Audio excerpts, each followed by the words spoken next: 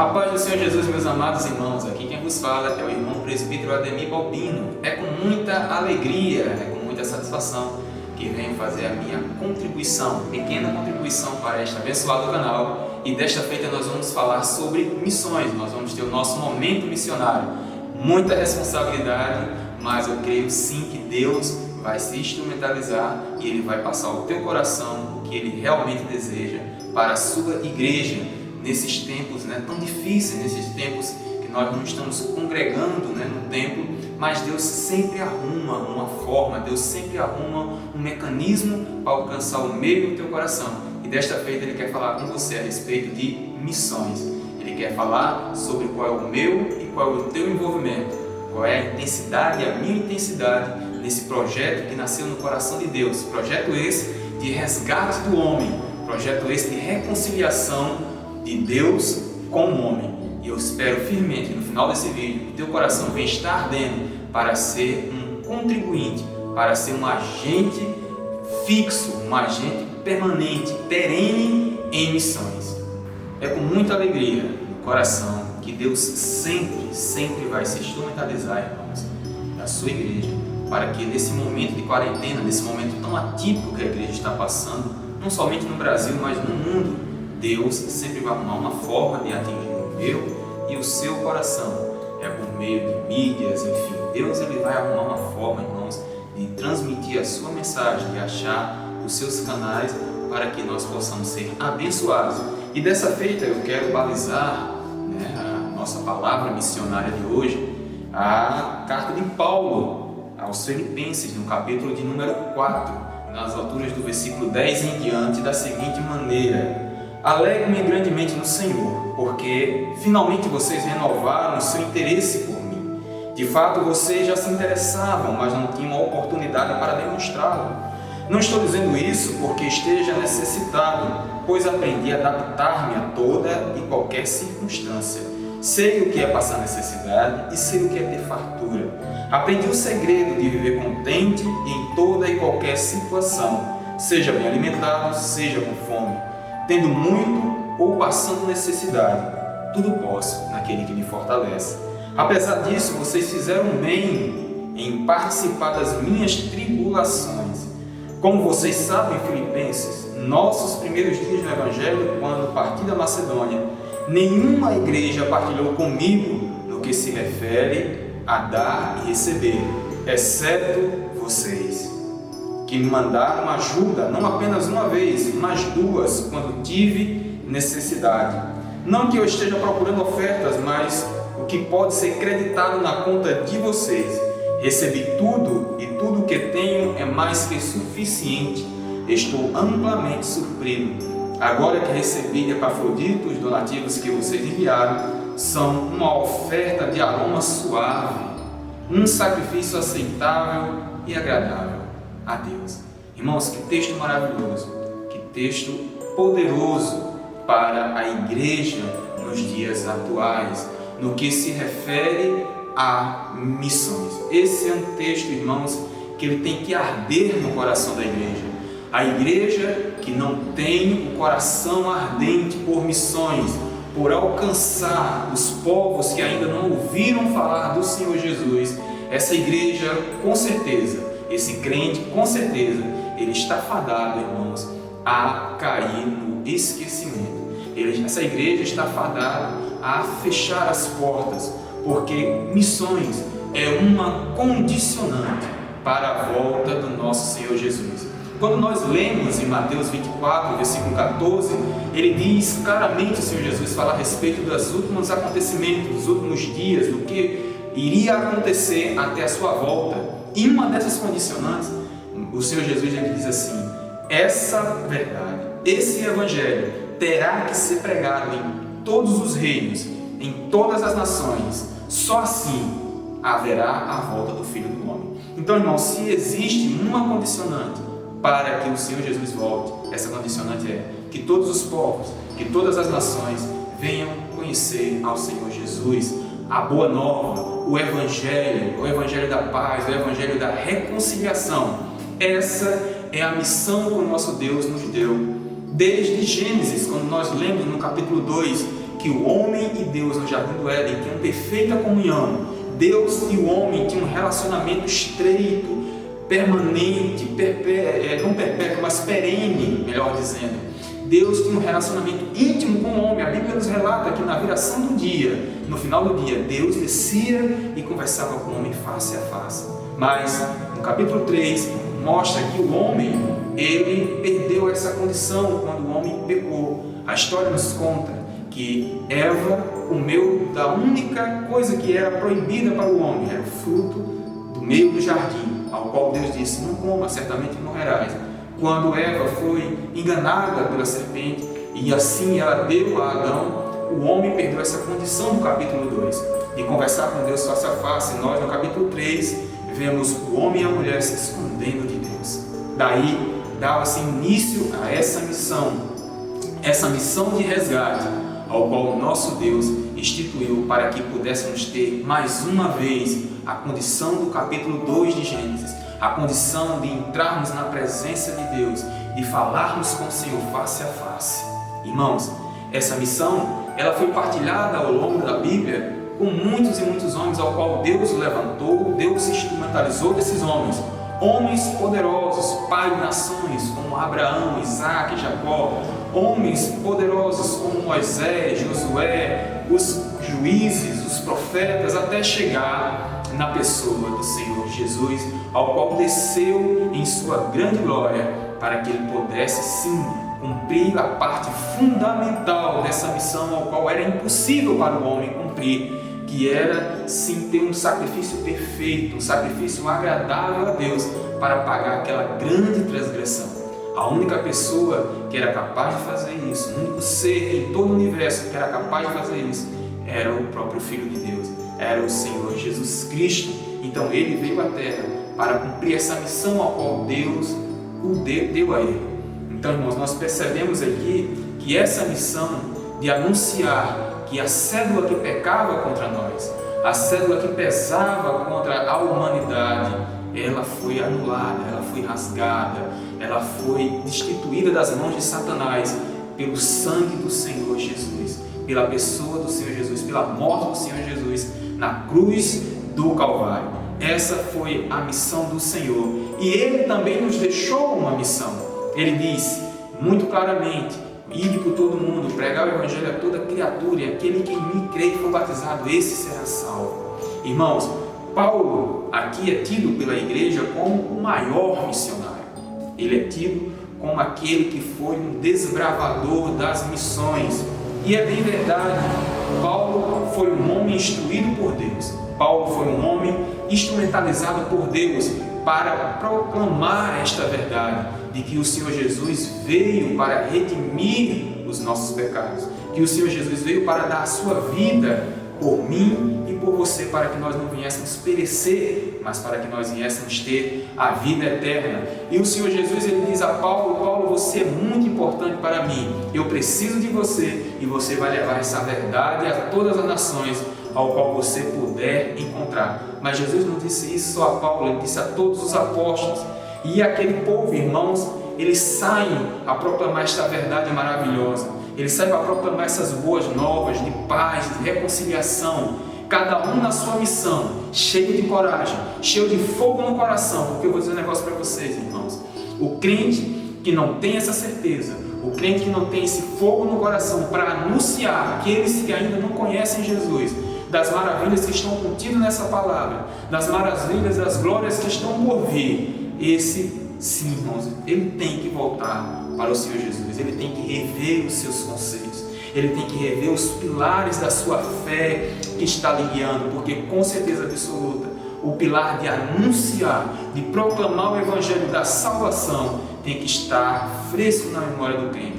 E nós podemos fazer isso através das missões, através dos nossos missionários, e nós somos missionários nessa jornada. Porém, no estudo, teologicamente falando agora, nós temos um estudo organizado de como fazer essas missões. Quando nós fazemos um seminário teológico, por exemplo, nós aprendemos uma matéria dentro da teologia pastoral muito interessante, que é a missiologia. A missiologia, apesar de parecer ser uma matéria antiga, na verdade não é.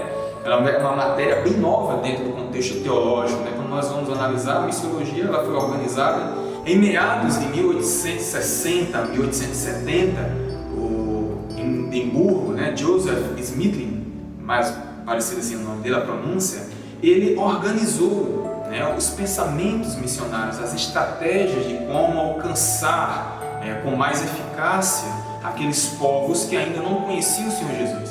Daí dá-se o estudo, né, da missiologia. Muitos e muitos homens de Deus que sentem o chamado de fazer missões se preparam em um período bem anterior até ir aquele povo, até ir aquela nação, porque existe uma condicionante para que o missionário venha alcançar o objetivo ao qual Deus o mandou.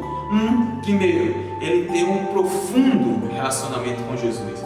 Ele tem uma profunda convicção da sua conversão, daquele que o chamou, daquele que o salvou. Segundo, ele tem que ter um conhecimento profundo das Escrituras de Deus. Afinal de contas, ele vai anunciar alguém, ele vai anunciar uma verdade, e ele tem que ter esse conhecimento profundo dessa verdade.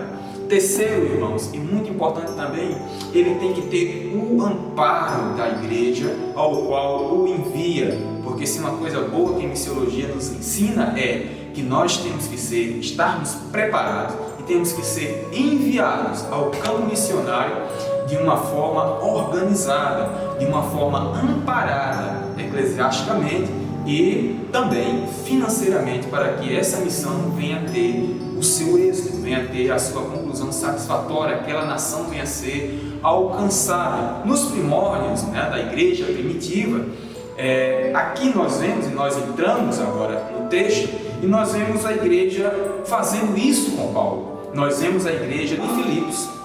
Paulo encontrou Lídia, né, uma vendedora de tecidos de púrpura, e Paulo ali instituiu a primeira igreja missionária na sua segunda viagem missionária do lado da Europa. Então, irmãos, nós observamos aqui que desde o começo da igreja de Filipos, essa igreja, ela entendeu o propósito de Deus. Ela entendeu que aquela verdade, ela não poderia ficar contida apenas naquele âmbito dela, mas ela entendeu que aquela verdade, a verdade do Senhor Jesus, da Bíblia Sagrada, ela precisava ser proclamada para todas as nações. A alegria que aquele povo sentia, a paz que aquele povo sentia, a certeza da salvação que aquele povo tinha, eles entenderam que mais pessoas precisariam, irmãos, ter um encontro com essa verdade, precisaria ter um encontro com essa salvação em Cristo Jesus. E sabendo disso, eles proveram a Paulo os meios para que Paulo pudesse alcançar os objetivos dessa missão. É onde eu entro aqui agora, uma palavra para os nossos corações, baseado nesse texto. A igreja, ela tem que entender, ela tem que estar alinhada como a igreja de Filipos estava alinhada com Deus na missão.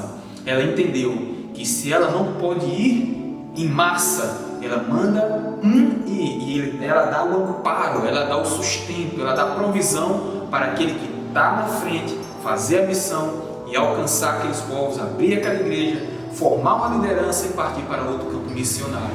Mas isso só é possível se tiver a minha e a sua colaboração. A palavra missionária de hoje, o momento missionário de hoje, ele vem aos nossos corações, ele vem arder os nossos corações para que eu e você não venhamos cair no esquecimento de deixarmos essa prerrogativa de Deus, de deixarmos essa missão de Deus, que é sermos contribuintes, que é sermos participantes ativos na missão, é ajudarmos os nossos missionários que estão no campo lá, agora nesse exato momento de quarentena. Eu sei que o momento não é muito oportuno para falar de darmos apoio a alguém, quando na verdade muitas das vezes quem precisa de apoio somos nós. Mas, irmãos, nós não podemos desfalecer, nós não podemos esquecer que lá no campo missionário tem alguém, sim, que está sob a nossa responsabilidade, sim, como igreja. Nós somos extremamente abençoados na Igreja da Paraíba. A Assembleia de Deus no Estado da Paraíba é uma igreja abençoadíssima com relação a missões. Nós temos uma secretaria de missões, a SEMAR, na Paraíba, muito forte. É uma secretaria de missões reconhecida no Brasil e no mundo, porque apesar, como o próprio Paulo diz aqui a Filipenses, apesar da sua pouca força, apesar dos seus poucos meios, vocês arranjam sempre uma forma de fazer com que essa missão ela alcance o seu objetivo, ela venha dar frutos. E a SEMAD na Paraíba ela tem feito isso durante 20 anos. Há 20 anos que a nossa SEMAD, sob a diretoria de grandes homens de Deus, na atualidade agora com o nosso pastor Eduardo Leandro Alves, sob a presidência do pastor José Carlos de Lima, tem alcançado resultados extraordinários na América do Sul, na Europa, na África, na Ásia, até na Oceania, com traduções da Bíblia em Papua Nova Guiné. Irmãos, isso é algo extraordinário. Lá existem homens e mulheres que estão levando esta verdade que alcançou o meu e o teu coração, que trouxe a minha e a tua paz, a minha e a tua reconciliação com Cristo. Mas neste momento, em nome de Jesus, eu te peço, ajuda os nossos missionários. Não esqueça, e isso eu vou te provar dentro da Bíblia, que traz uma consequência maravilhosa como indivíduo dentro do seio da igreja, mas também como completo conjunto da igreja, como o corpo de Cristo. E Paulo, ele diz aqui, irmãos, que é necessário que nós venhamos fazer esse apoio, porque primeiro ele diz que ele tinha uma necessidade. É fato, é notório que nossos missionários no campo, eles têm a necessidade. Muitas das vezes nós temos a impressão de que o missionário ele é um super-homem, que ele não tem necessidade. É como se no automático Deus provesse todas as coisas. Deus provê, mas Deus ele usa seus instrumentos para prover. E esse instrumento sou eu e é você. O missionário ele tem necessidade. Ele precisa pagar um aluguel, ele precisa ter um transporte, ele precisa comer, ele precisa vestir, ele precisa colocar os seus filhos no colégio. O missionário ele fica doente, ele precisa de médico. Enfim, deixa eu dizer um negócio para você. O missionário muitas das vezes ele precisa também tomar um sorvete, ele precisa levar uma família para passear. Paulo nos ensina isso aqui. Ele diz, eu passei por dificuldades. Quando nós olhamos para Paulo na igreja de Coríntios, ele fala isso para os coríntios. Ele diz, quando eu estava aqui, eu tive as minhas necessidades, mas eu não me fiz de pesado para vocês. Mas ele não deixa de dizer que teve as necessidades. Ele teve. O missionário ele tem que estar concreto disso no seu coração, de que quando ele vai para o campo, logicamente, Paulo deixa isso aqui bem claro. Ele diz, eu não vou para o campo, eu não quero ser missionário porque eu quero ter uma vida boa. Muito pelo contrário. Ele diz o seguinte, eu sei me adaptar, mas uma coisa é certa, irmãos, a necessidade, todos nós temos. Então, nós temos que ser contribuintes, parceiros ativos na obra de Deus com relação à missão, ajuda missionária. Por isso que vem esse momento missionário, para que você não se esqueça que depende do seio da igreja essa contribuição. E Paulo diz, porque existe essa necessidade, existe este apelo, essa necessidade do missionário no campo. Veja muito bem que muitas das vezes a base missionária é instaurada em um local de muita pobreza, na maioria das vezes na África, em qualquer outro dos povos. E o que chama aquele povo para as bases missionárias, para dar pelo menos ouvido ali o que está sendo proclamado, é muitas das vezes uma condição que aquela base missionária dá àquele povo. É um alimento, uma vez no dia ou duas, é uma roupa, é um acolhimento. Sempre uma base missionária ela traz um benefício para aquela população local, para aquele povo local. Então, o que é que acontece? Se essa ajuda deixa de chegar, fica muito difícil, irmãos, nós alcançarmos aqueles povos. Fica muito difícil nós proclamarmos o Evangelho a quem está naquelas localidades inóspitas, muitas das vezes. Então, uma das coisas que nós temos que contribuir é porque a necessidade existe, mas existe uma coisa maravilhosa que Paulo nos ensina aqui, que ele diz assim, que estando em Tessalônica vocês mandaram ajuda não apenas uma vez, mas duas vezes, não que estejam procurando oferta, mas para acreditar na conta de vocês. Olha que coisa linda. Paulo fala acreditar nessas ofertas na conta de vocês. Quem será? De onde será que vem essa conta?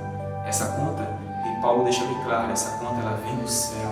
Essa conta é as bênçãos que Deus tem preparado nos céus para mim e para você, quando nós somos generosos com a sua obra, com a sua missão. Paulo diz que o esforço dos filipenses aqui não era em vão. Paulo diz que o investimento que os filipenses estavam fazendo nele para fazer a missão não era em vão, que esse investimento ele estava sendo contabilizado na conta do Senhor, nessa contrapartida que nós estamos vivendo de recessão econômica mundial. Imagine você que a sua oferta missionária pode estar contribuindo para que você, para que eu e você venhamos estar passando por essa fase. Muitas das vezes nós passamos e Deus nos aprove todas as coisas. O nosso pastor Jairton querido, ele fala uma frase muito interessante. Ele diz assim, ajuda a obra do Senhor, que Deus vai lhe fazer você tropeçar uma barra de ouro. essa barra de ouro espiritual, irmãos, ela é real, ela é verdadeira. Muitas das vezes você pode não receber algo material, mas às vezes o aroma suave, como Paulo fala aqui, ele pode ser recebido como uma conversão de um filho teu. Ela pode ser recebida e pode ser devolvida como uma cura, uma libertação. Irmãos, as bênçãos que podem vir na nossa direção, que nosso Deus pode nos prover, são infinitas. Os tesouros de Deus, os mananciais de Deus estão sempre transbordantes, mas Ele diz que é necessário que nós venhamos ter essa preocupação, que nós venhamos ter esse zelo. Em contrapartida, o nosso Deus nos abençoa, e Paulo nos dá aqui um exemplo maravilhoso, e ele cita um exemplo do Velho Testamento, dos velhos ritos que eram feitos pelos sacerdotes. Nós percebemos isso ainda bem cedo, quando Abel e Caim, em alturas do capítulo 4, versículo do 1 ao 4, de Gênesis, nós vemos Abel e Caim fazendo um sacrifício. O sacrifício de Abel é aceito. Então, sacrifícios que sobem como aroma agradável a Deus é algo que já vem desde os primórdios da Bíblia. E Paulo relata isso aqui. Paulo deixa isso bem claro, como um grande conhecedor que era, dos seus ritos judaicos. Paulo faz essa comparação, Paulo faz essa analogia. Ele diz assim: olha, a oferta que vocês mandaram para mim, elas sobem como aroma agradável, suave a Deus, conforme os aromas que são feitos nos altares dos incensos. Irmãos, que coisa linda, quando Deus se agrada do meu e do teu sacrifício. Que coisa maravilhosa, que torrentes de bênçãos que vêm sobre a minha e sobre a tua vida. Portanto, amados irmãos, é necessário, é preciso que eu e você venhamos fazer essa ação de fé para com o Evangelho, para com a missão que o Senhor nos deu de resgate do homem. Porque assim como lá em Levítico 10, no tabernáculo existia um lençol que fazia a separação entre Deus e o homem, ao qual o homem não poderia se apresentar diante de Deus. Antes teria que mandar um sacerdote uma vez por ano para fazer a expiação pelos seus pecados. Hoje, quando nós lemos Hebreus 9, no versículo 11, nós vemos que o sumo sacerdote, aquele eterno, aquele imolado, aquele para sempre, aquele sumo sacerdote perfeito, ao qual não precisaria levar o sangue de um cordeiro, mas ele mesmo era o sacrifício. Ele mesmo adentrou os átrios do Senhor, levando o meu e o teu pecado, levando a minha e a tua iniquidade, a minha e a tua transgressão. Ele adentrou os átrios de Deus, levando esse sacrifício perfeito, ao qual agora não mais existe aquela cortina no templo, porque a cortina, diz a palavra do Senhor, ela rasgou de alto a baixo, dando livre acesso a mim e a você, para que nós pudéssemos estar em contato direto com o Pai. Lembra do capítulo 2 de Gênesis, quando o homem e Deus conversavam frente a frente? Hoje, quando eu e você fechamos os olhos, quando eu e você entramos no nosso quarto, quando eu e você dobramos o nosso joelho, com o coração voltado para Deus, nós estamos na presença do Senhor, e Ele nos ouve, e Ele se faz presente junto conosco, e nós não precisamos mais, todas as vezes que vamos falar com Deus, precisar de um intermediário. Esse nosso intermediário perpétuo foi Jesus de Nazaré, ao qual Ele pagou pelo meu e pelo teu pecado. Portanto, amados irmãos, as nações, o mundo que não conhece a Jesus, precisa conhecer essa verdade. Estudos teológicos, missiológicos afirmam que no mundo existem 7,6 bilhões de pessoas, ao qual estão divididos em 16 povos, e desses 16 povos, 7 mil povos ainda não ouviu falar do Senhor Jesus. Isso dá aproximadamente 30% da população mundial que ainda não ouviu falar do Senhor. É muita gente, são muitos povos que precisam ser alcançados. São lugares inóspitos, lugares que muitas das vezes o acesso por barreiras culturais, por barreiras políticas, enfim, nos impede. Mas quando Deus é aquele que dá a missão, Ele garante a sua missão, Ele garante aquele ao qual Ele envia. E o nosso papel aqui que ficamos é orar por nossos missionários, é amparar os nossos missionários com as nossas contribuições. Não esqueça, não deixe de ser um contribuinte ativo na obra do Senhor com relação às missões. Temos nosso carnezinho missionário, temos nosso cofrinho missionário, enfim, nossas ofertas que nós podemos fazer a qualquer momento. O tempo é difícil? É. O tempo é duro? É. Mas como diz a palavra do Senhor, fazei prova de mim, confia em mim. A palavra do Senhor nos garante, irmãos, que nós seremos abençoados, que a nossa oferta chegará como um aroma agradável no trono de Deus.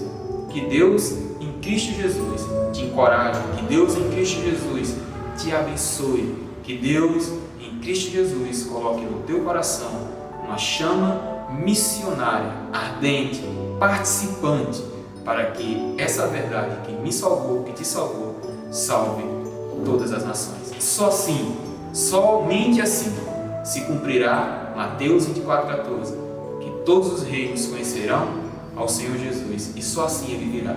Que Deus te abençoe.